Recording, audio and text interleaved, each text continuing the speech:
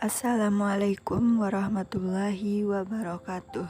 Saya Indrika Febiana, NIM 2003-018 dari sisi kelas PKWU 400.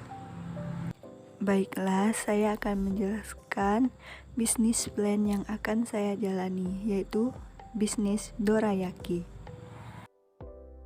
Dorayaki adalah kue yang berasal dari Jepang. Dorayaki termasuk ke dalam golongan kue tradisional Jepang. Kue ini bentuknya bundar sedikit tembam. Dibuat dari 2 lembar penekuk yang direkatkan dengan selai kacang merah.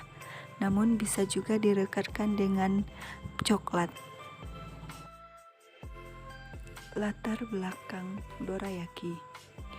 Kue dorayaki merupakan salah satu kue tradisional Jepang yang memang sudah menjadi jajanan favorit di Jepang karena rasanya yang enak dan cukup mengenyangkan, sehingga cocok bagi mereka yang suka bekerja keras dan tak punya cukup waktu untuk memakan dan memilih kue dorayaki sebagai makanan yang dipilih. Kue dorayaki juga sekarang mulai ramai dijajankan di Indonesia yang merupakan salah satu bisnis kue yang cukup menguntungkan. Visi, misi, dan tujuan.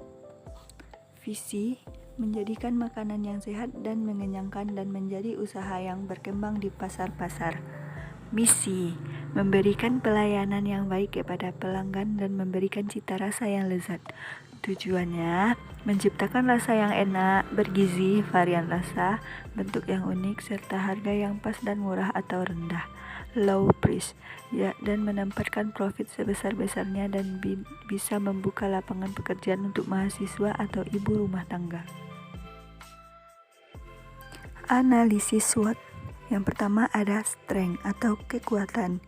Bisnis dorayaki ini dapat memberikan terobosan yang baru dalam hal memasarkan makanan, khususnya roti, karena pemasaran dilakukan secara online dan offline agar konsumen tidak sulit untuk memesan dorayaki. Yang kedua ada weakness atau kelemahan. Kita harus berpikir keras untuk dapat membuat cara agar dorayaki tersebut bisa dapat tahan lama dan teksturnya tidak mudah rusak. Hal ini tentu bukanlah sesuatu yang mudah, karena biasanya roti dorayaki tersebut hanya dapat bertahan kurang dari 3 hari. Yang ketiga yaitu opportunity atau peluang.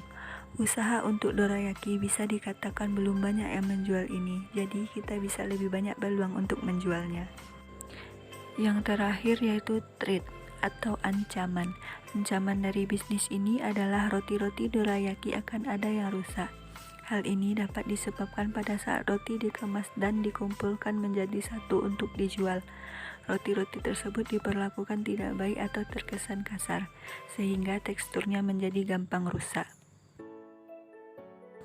Rencana pemasaran. Yang pertama, target pelanggan.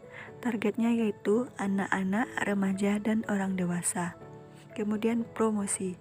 Promosi bisa kita lakukan mencari tempat yang strategis seperti pasar dan secara online melalui WhatsApp, Instagram, Facebook, dan lain-lain. Yang kemudian harga produk. Untuk harga kita bisa menjualnya dengan 10.000 per kemasan. Selanjutnya yaitu bahan yang digunakan untuk membuat dorayaki.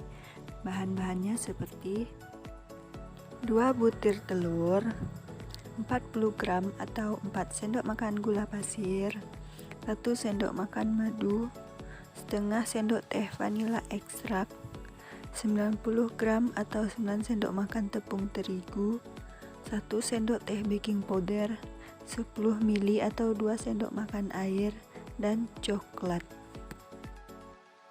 Proses pembuatan. Yang pertama, siapkan semua bahan.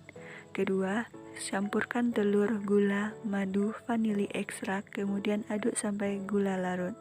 Yang ketiga, setelah larut, masukkan tepung dan baking powder ke dalam adonan tadi dan aduk sampai tercampur rata.